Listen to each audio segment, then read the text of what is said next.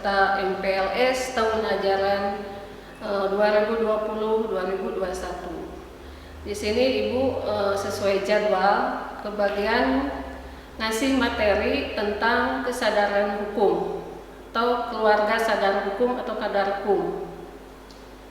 Nah, di sini menyampaikan materi ini sesuai dengan ini materinya dari provinsi langsung yang harus Ibu jelaskan untuk mengisi MPLS ini. Nah, di sini ada tentang sebelum melanjutkan ke materi yang lainnya, ada pengertian tentang kadarkum itu. Nah, di sini sebelum ke pengertian, sebelum ke kesadaran hukum, di sini ada pengertian keluarga. Pasti adik-adik juga tahu apa sih keluarga itu, ya. Apalagi di sini pasti semua peserta MPLS ini termasuk ke dalam salah satu keluarga. Di sini ada pengertian keluarga. Keluarga itu adalah kumpulan dua orang atau lebih, ya, yang hidup bersama dengan keterkaitan sebuah aturan.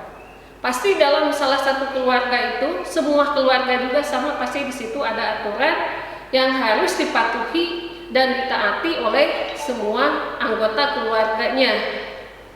Salah satu contoh misalnya di dalam keluarga ada sebuah aturan yang harus dipatuhi oleh adik-adik. Misalnya aturan misalnya pulang sekolah. Nah, pulang sekolah pasti harus tepat waktu, ya, atau mau main kemana saja pasti ada aturannya. Jangan sampai terlalu malam kalau pulang sekolah atau main itu, ya.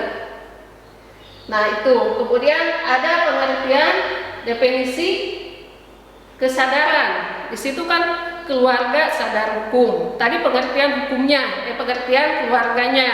Nah, sekarang pengertian tentang kesadaran. Apa yang dimaksud dengan kesadaran itu? Apakah adik-adik peserta MPLS ini sudah sadar hukum? Sudah memiliki kesadaran, ya? Di sini kesadaran itu sikap seseorang yang secara sukarela menaati, ya, semua peraturan dan sadar akan tugas dan tanggung jawabnya, ya.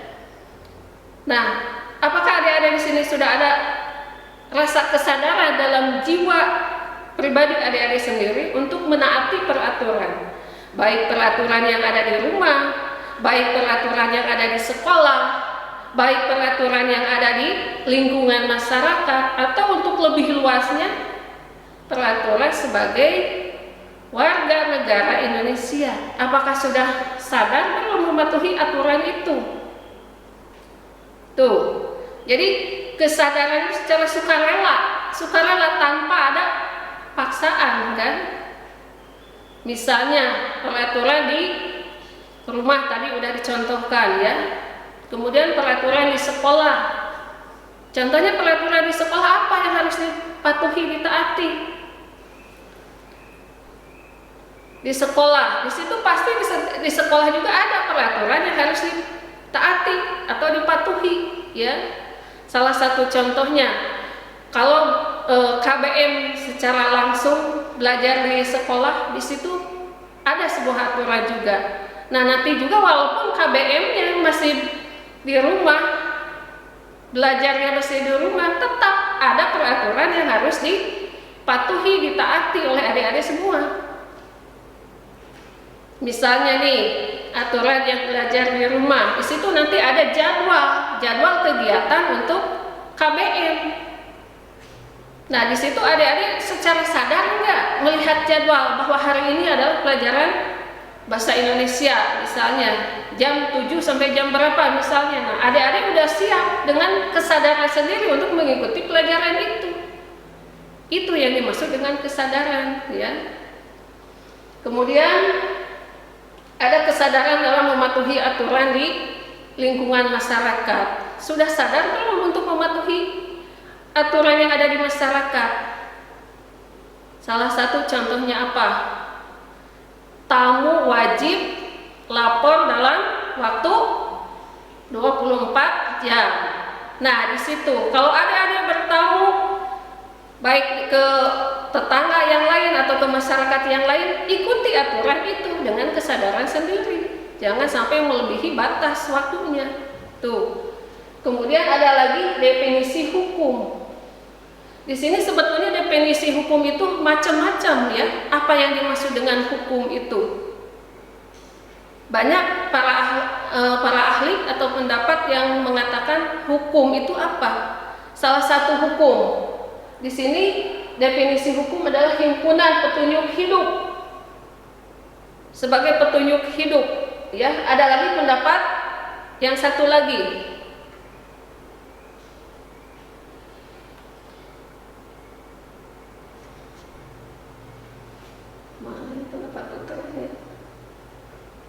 Hukum adalah bisa segala sesuatu aturan yang harus ditaati dan dipatuhi oleh semua warga masyarakat atau warga negara. Hukum itu, ya. Di sini ada pengetahuan tentang kesadaran hukum, bahwa hukum itu yang pertama itu wajib dilaksanakan oleh semua pihak atau warga negara. Hukum suatu sistem yang digunakan untuk mengatur. Jadi mau di mana aja masyarakatnya itu wajib untuk mematuhi hukum atau aturan itu. Kemudian yang keduanya munculnya hukum. Munculnya hukum itu karena adanya manusia. Mau ada munculnya hukum itu karena adanya manusia. Manusia di mana saja, mau suku bangsa apa saja, pasti di situ ada hukum. Ada aturan yang harus dipatuhi, ya. Itu hukum, ya. Munculnya hukum itu karena adanya manusia. Kemudian yang ketiga, fungsi hukum. Fungsi hukum itu adalah mengatur semua aturan kehidupan serta regulasi dan, ya. Jadi mengatur semua fungsinya itu untuk mengatur semua aturan kehidupan. Pokoknya mau di kehidupan mana saja, apa saja, pasti di situ ada aturan, ya. Kemudian yang keempatnya ada sanksi dalam pengaturan jalannya roda pemerintahan. Siapa yang melanggar peraturan atau hukum pasti ada sanksinya. Jadi sanksinya itu sesuai perbuatan atau peraturan yang dilanggar oleh kalian atau oleh warga masyarakat atau oleh warga negara. Misalnya melanggar hukum kalau di sekolah, misalnya loncat benteng. Nah, di situ pasti ada sanksinya. Apa sanksinya? Hukumannya buat siswa yang loncat benteng. Atau misalnya kalau di sekolah lagi bolos atau terlambat masuk kelas. Nah, di situ ada sanksinya. Apa sanksinya? Ada sanksi di sekolah untuk siswa yang melanggar semua peraturan yang ada di sekolah, ya.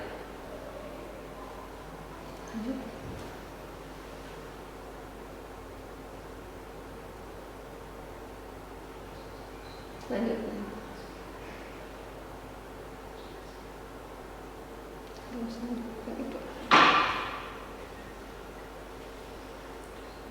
Dasar hukum. Di sini ada dasar hukum keluarga, sadar hukum atau kadar hukum. Di sini ada 5 peraturan atau dasar hukumnya, yaitu yang pertama peraturan Menteri Hukum dan Hak Asasi Manusia.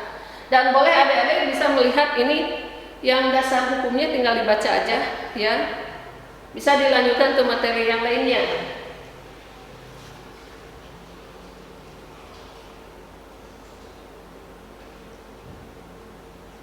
Nah, ini ada indikator kesadaran hukum. Yang pertama ada pengetahuan tentang peraturan-peraturan hukum. Jadi adik-adik semua peserta MPLS ini harus tahu, harus mengetahui tentang peraturan-peraturan hukum, ya. Apalagi adik-adik pertama kali mungkin di sini, walaupun belajar masih di rumah atau PJJ, ya, pembelajaran jarak jauh, tetap Di sini harus mengetahui aturan tentang peraturan PJJ itu apa, salah satu contohnya. Kemudian pengetahuan tentang isi peraturan-peraturan hukum. Apa isinya dalam peraturan hukum itu, ya?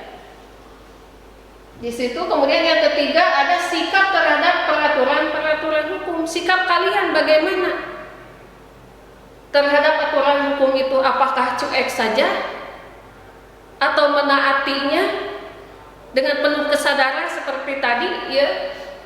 Nah, di sini kemudian yang keempat ada pola-pola perilaku hukum. Pola-pola perilaku hukum ini. Jadi di sini ada indikator kesadaran hukum itu ada 4, ya. Boleh lanjut lagi ke materi yang lainnya. Nah, di sini ada hak asasi manusia atau HAM, ya. Hak asasi manusia dan kewajiban pelajar. Nah, di sini pengertian hak asasi manusia, ya. Hak asasi manusia adalah prinsip-prinsip moral atau norma-norma yang menggambarkan standar tertentu dari perilaku manusia dan dilindungi secara teratur sebagai hak-hak hukum dalam hukum kota ataupun internasional, ya. Itu pengertian hak asasi manusia. Kemudian ada pengertian hak asasi manusia pendapat salah satu tokoh. Nah, di sini ada pendapat John Locke, ya. Ada hak asasi manusia. Hak asasi manusia adalah hak yang dibawa manusia sejak lahir. Secara kodrati melekat karenanya tak bisa diganggu gugat sebab sifatnya mutlak. Jadi sebetulnya semenjak adik-adik masih ada dalam kandungan ibu kamu, mamah kamu, itu sudah memiliki hak asasi, ya. Sebetulnya, ya. Karena di sini ada macam-macam hak asasi manusia. Di sini ada macam-macam hak asasi manusia. Sebetulnya sebelum di situ kan pengertiannya hak asasi manusia itu hak yang dibawa oleh manusia sejak lahir. Sebetulnya sejak dalam kandungan juga sudah memiliki hak hidup. Salah satu contohnya di situ ada hak hidup tuh, macam-macam HAM atau hak asasi manusia. Di sini ada hak hidup. Makanya kata ibu tadi disebutkan semenjak atau adik-adik masih ada di dalam kandungan ibu atau mamah kamu itu sudah ada HAM. Salah satunya hak hidup. Ya. Makanya ini banyak contoh kejadian-kejadian, banyak yang hamil di luar kandungan, di luar nikah, ya. Banyak yang hamil di luar nikah. Nah, itu sebetulnya sudah ada yang diaborsi, ya. Ada yang diaborsi, sebetulnya itu kena sanksi juga, kena hukuman juga, ya, karena sudah melanggar hak asasi manusia, terutama hak hidup, ya. Kemudian hak atas kelangsungan hidup anak, ya, hak atas kelangsungan hidup anak, tumbuh dan berkembang serta perlindungan dari kekerasan dan diskriminasi. Di sini hak atas kelangsungan hidup, tumbuh dan berkembang. Tapi pada kenyataannya di lingkungan masyarakat atau di lingkungan keluarga, di lingkungan pemerintahan atau negara yang lebih luas masih banyak anak-anak yang suka disiksa sama orang tuanya. Bahkan masih banyak di Indonesia itu gelandangan, ya. Berarti hak hidup, hak kelangsungan hidupnya itu tidak ada, ya. Yaitu salah satu udah 2, ya, macam-macam hak asasi manusia itu. Kemudian yang ketiga, hak memperoleh kesempatan yang sama dalam pemerintahan. Hak memperoleh kesempatan yang sama dalam pemerintahan. Salah satu contohnya, adik-adik nanti boleh mau jadi presiden juga, boleh mau menjadi anggota legislatif, ya, menjadi DPR itu boleh, silakan, itu hak kesempatan yang sama dalam pemerintahan. Mau jadi kepala desa juga boleh, itu hak adik-adik, silakan. karena memiliki hak kesempatan dalam pemerintahan, ya, atau hak untuk mengajukan pendapat, silahkan boleh, ya.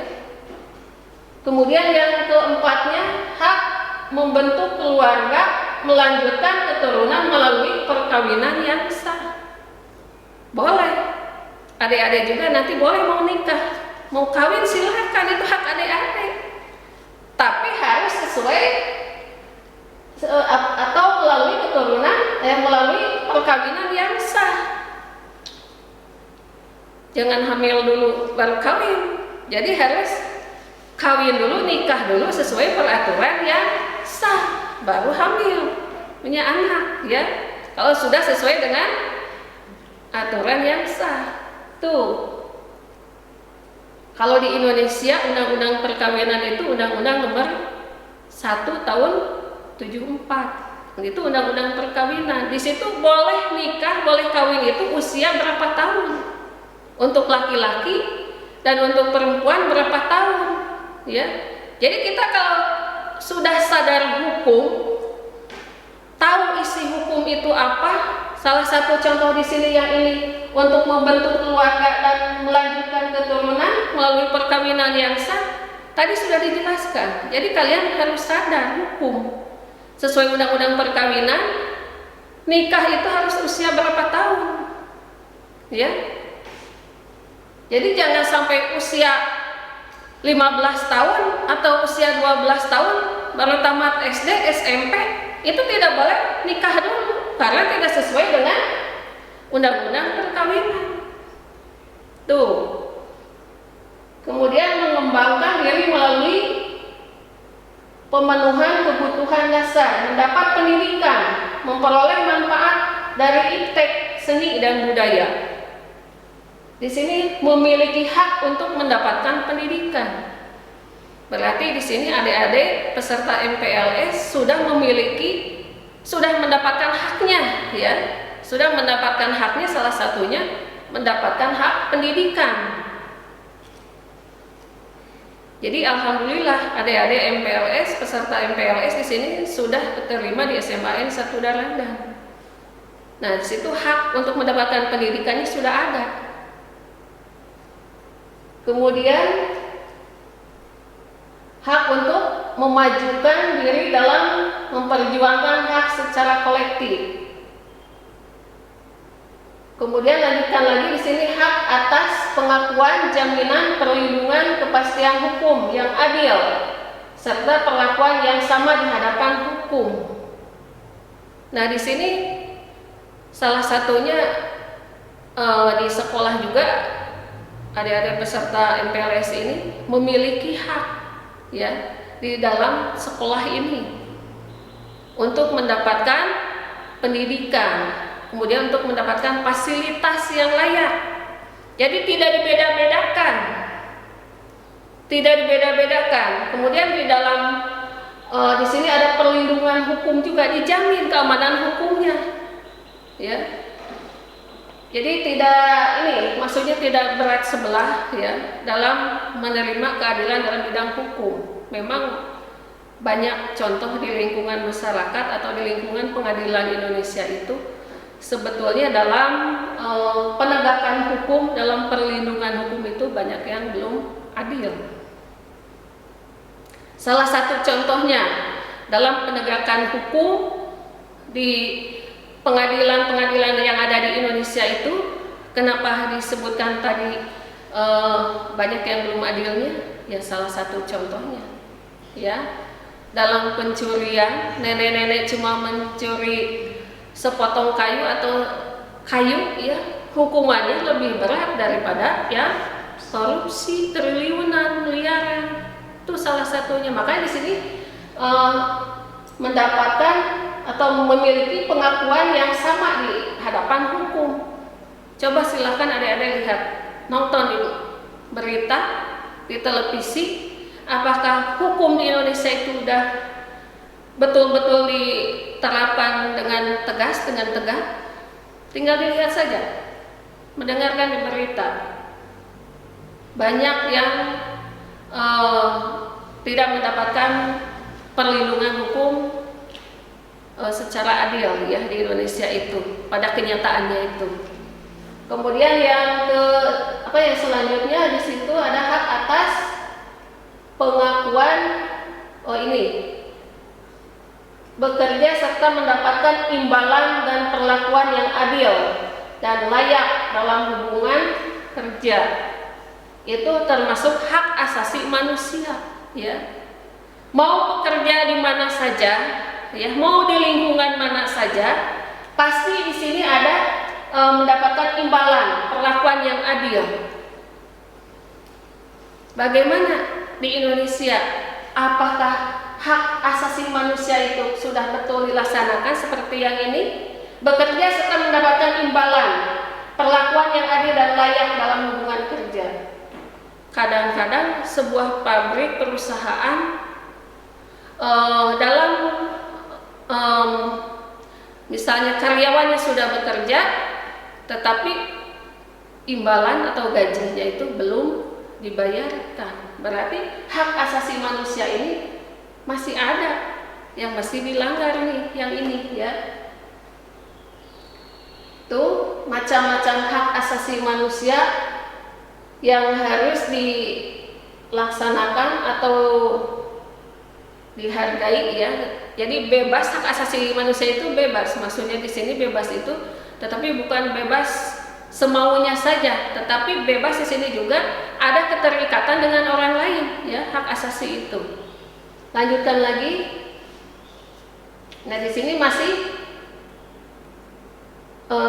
macam-macam HAM ya, banyak sekali di sini macam-macam HAM, hak asasi manusia yang harus diketahui oleh adik-adik ya. Jadi jangan sembarangan memukul atau apalagi membunuh ya, karena di situ udah termasuk pelanggaran HAM, pelanggaran hak asasi manusia.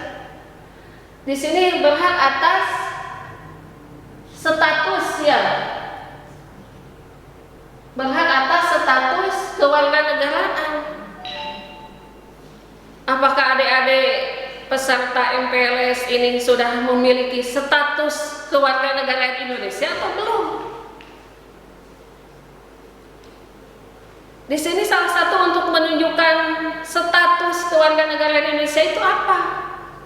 Sudah punya belum? Salah satunya bisa dengan melalui KTP ya, kartu tanda penduduk. Apakah adik-adik peserta MPLS ini sudah memiliki KTP? Pasti belum kan? Karena usianya belum 17 tahun. Apakah ada yang sudah lebih dari 17 tahun? Ya. Nah, kalau belum ada KTP bisa dengan akte, ya, akte kelahiran. Di situ sudah menunjukkan di situ bahwa kalian sudah termasuk dalam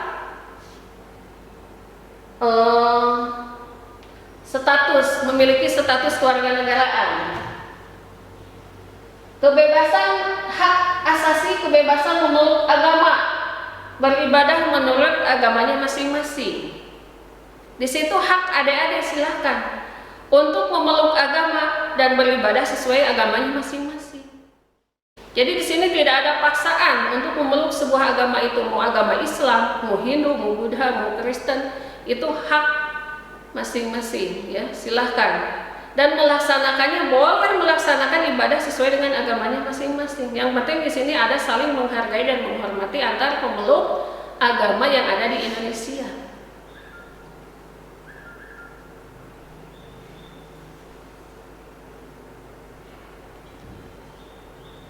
Di sini banyak sekali ya macam-macam HAM itu ya. Tapi setidaknya adik-adik sudah mengetahui ya macam-macam HAM yang ada di Indonesia itu apa ya. Hak asasi manusia itu apa saja. Tadi sudah disebutkan diantaranya ya, ada hak hidup, ada hak untuk memeluk agama ya, hak pendidikan, mendapatkan pendidikan. Banyak yang lainnya, ini boleh bisa dilihat kembali ya. Kalau dibacakan semua nggak cukup waktunya 1 jam.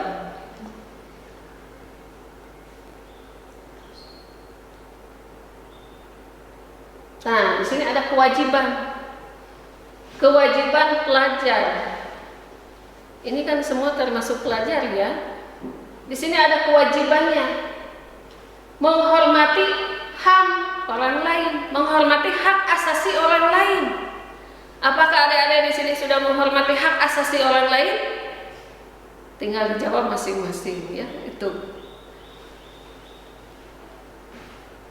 Tadi kan ada hak hidup juga ya. Nah, menghormati hak orang lain. Kewajiban seorang pelajar itu menghormati hak orang lain. Salah satunya tadi, misalnya, biasanya adik-adik suka ada yang iseng ya. Kalau anak sekolah itu banyak-banyak yang iseng ya, padahal itu termasuk ke dalam pelanggaran HAM. Ya. Misalnya memukul atau ya, biasanya gitu nggak kerasa ya. Mukul atau nempeleng atau apa itu padahal termasuk pelanggaran HAM, padahal itu cuma main-main. Kata diam, kata yang memukulnya cuma main-main saja. Padahal kalau diajukan ke dalam hukum itu sudah termasuk pelanggaran HAM, ya. Bijak dalam melaksanakan HAM dan hormati HAM orang lain. Kemudian melaksanakan HAM secara bertanggung jawab, ya. Melaksanakan HAM secara bertanggung jawab. Kemudian HAM tidak berarti bebas. Nah, di sini HAM tidak berarti bebas mutlak, karena HAM orang lain tidak ada HAM orang lain di dalamnya, ya. Jadi jangan sembarangan, ya. Di sini intinya kita harus saling menghormati, menghargai hak asasi orang lain. Kalau kalian mau dihormati oleh orang lain, nah itu intinya, ya. Menaati peraturan perundang-undangan. Apa kalian sebagai peserta MPLS sudah menaati peraturan perundang-undangan? Ya. Sini salah satu kewajiban pelajar yang harus ditaati, dipatuhi. Salah satunya itu menaati peraturan perundang-undangan. Kemudian di dalam HAM ada pertanggungjawaban, bisa mempertanggungjawabkan hak asasi manusia itu, ya. Mungkin materi dari Ibu dicukupkan sekian, ya. Karena kalau memang dibahas semua, waktunya itu tidak cukup 1 jam, mungkin 1 hari pun nggak cukup.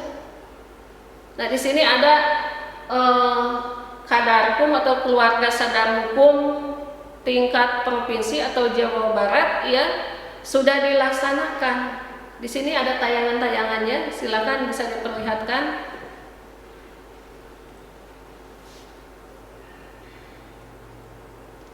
Yang sudah dilaksanakan oleh pelajar-pelajar Indonesia, ya, baik di tingkat SMA, SMK ataupun aliyah. Nah, di sini ada deklarasi pelajar Jawa Barat sadar hukum.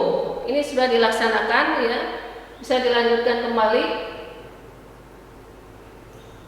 Nah, penobatan duta hukum HAM Jawa Barat. Lanjutkan lagi, di sini ada lagi deklarasi pelajar Jawa Barat tolak intoleransi, ya. Apakah di kabupaten kita ada enggak yang seperti ini, keluarga sadar hukum? Ada enggak? Ada di Purwakarta juga. Bahkan siswa dari sini sudah ada yang ikutan. Salah satu siswi ya, ada yang sudah pernah ikutan menjadi anggota keluarga sadar hukum. Nah, itu mungkin dicukupkan sekian, ya, materi dari Ibu tentang keluarga sadar hukum atau Kadarkum. Mudah-mudahan ada manfaatnya, ya. Ibu cukupkan sekian. Wassalamualaikum warahmatullahi wabarakatuh.